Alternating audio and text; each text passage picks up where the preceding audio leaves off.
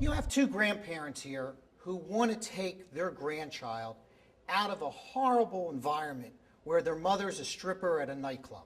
They want to raise this kid the right way, not the way your client has raised that child, and not to let this kid keep going in that kind of environment.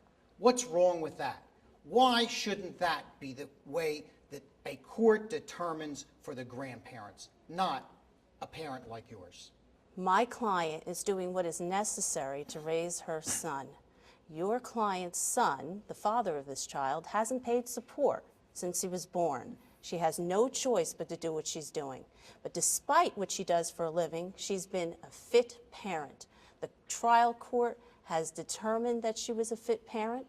Your own clients have admitted that what she does for a living does not impact on whether she has the ability to raise her child. The fact of the matter is she has a fundamental right to raise her child. It's a First Amendment right, and that right needs to be protected. Furthermore, wait, First Amendment, Schmendment. Let's get to the point here. We have best interest of the child, not sort of good interest of the child, not adequate interest, not fit interest, best interest. So let's look at these people on an equal playing field. Who can provide better for this kid? And you know as well as I do, it's the grandparents. We cannot put these individuals on the same footing. My client simply has a superior right to this child.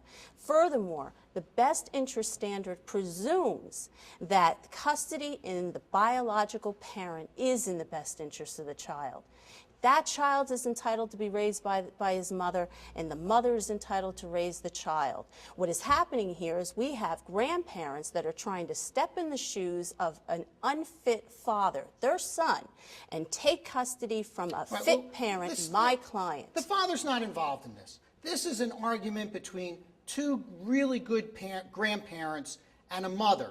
And you can't say this is a really good mother. Really good mothers don't work at night. Really good mothers don't work at strip clubs. Really good mothers are available for their kids. You don't have any of that. The trial court made determinations that this kid is better bonded, more bonded to the grandparents, my clients, than your client. Let's just face it. The kid loves the grandparents more than the mom. So where should the kid live? Bottom line is the court did explore what was in the best interest of the child. The presumption was weighted in favor of my client because of her fundamental rights, because she's a biological parent. But furthermore, it was found that she was fit. She was meeting the needs of this child. She loves this child. She's doing what is necessary to raise this child. It is great that this child has the benefit of grandparents that love him. It's great that he loves his grandparents and is bonded to them. But being bonded to another individual, whether it be a grandparent, uncle, or a cousin, doesn't mean that that individual has the right to custody of him. My client has the superior right. It's a constitutional right, and it's a rebuttable presumption that has to be rebutted by a standard that is higher than these people are just better. The standard isn't better. If it was better, then grandparents who have more money and more time would be knocking at the courthouse doors to take custody away from parents. We can't let that happen. But Linda, in this particular case, there's a statute. And that statute, it's the law of Pennsylvania, says that grandparents can be granted custody if it is in the children or child's best interest. It doesn't say it's a weighted standard. It doesn't say you have to look at her natural right. It doesn't say that. The court is legislating. That's not the role of our courts. Our courts are to interpret the law, not make the law. And that's what is happening in this case.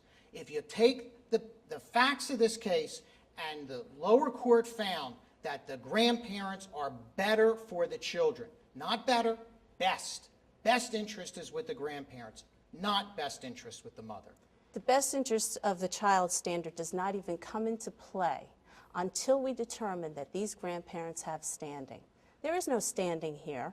There should be no standing under this statute. This statute should be declared unconstitutional, given it provides standing to third parties to supplant, if you will, the rights of a parent where there is not a finding of an inability to care and rear a child. So essentially what has happened is that we have grandparents who are trying to step in the shoes of their son to get custody through the back door, if you will, from my client. And the trial court misapplied the law, did not find that it was that she was unfit, and still transferred custody to the grandparents. On the appellate level, the court rightfully found that that was inappropriate. She is entitled to custody, absent of finding that she is unfit. The best interest of the child does not require that we find the best person to rear this child.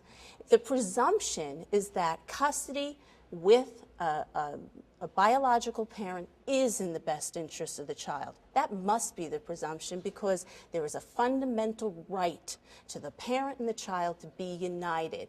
Absent that finding, we can't break that bond. Lynn, we're not dealing with two old, fragile people. We're dealing with two vibrant people who want to take care of their grandson. The trial court found there's lots of other relatives around. That's better for this kid. Your client has remarried. The divorce isn't even cold. She's already into the next relationship. You know and I know that's not great for this kid. When you say that the trial court didn't determine unfitness, they determined she was fit, but fit is not best. And what we have to focus on in all custody litigation is the best interest of the child. The best interest is with the grandparents, not with a mom who's a stripper, not with a mom who works at a nightclub.